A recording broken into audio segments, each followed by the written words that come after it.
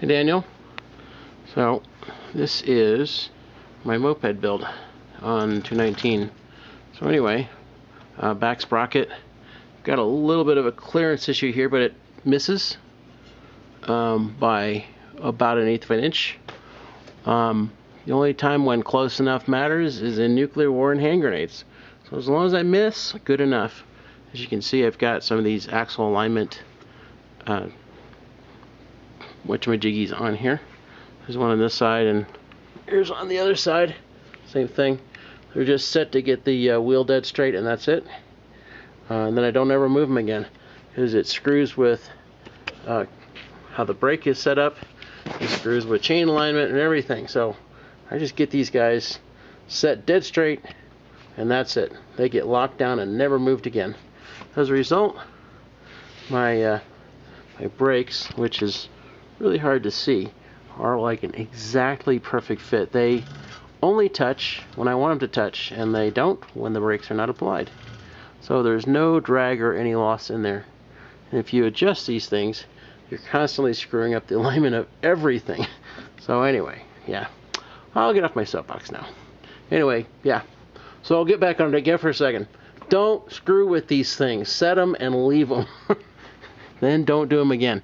Okay, anyway, back over here on this side, which is really what I wanted to show you. So this is my rear sprocket, and there is no spacers between the adapter plate and the actual ring sprocket. And on the inside here, let me get my camera inside this hole. There we go. You can see that the adapter plate is snug up against the hub.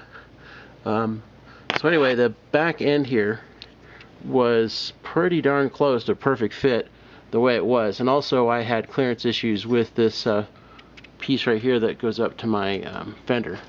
So I couldn't move this much if I was going to. So instead I did this one kind of backwards. And I'll get my flashlight held up here, right? So that we get light on things. I have a slightly over length sprocket adapter up here that lets me shift the sprocket in and out a little bit. And normally the teeth on here are about 1/8 inch away from the edge of the motor.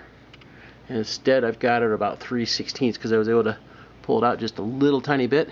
And then this M6 screw with this large washer on it keeps the sprocket from being able to wander off of the end of the motor. It's not really necessary because there's 2 set screws on here, but hey, more is better. And as you can see, here is my tensioner, and I have the tension side on the return side. So this up here, this is the drive side of the chain, and this side here is the return side. So anyway, you always want to put your tensioner on the return side, not on the drive side. If you put it on the drive side, you have to really beef up the tensioner, and it's going to cause problems. So just don't. Anyway, next video I'm going to do will be sound.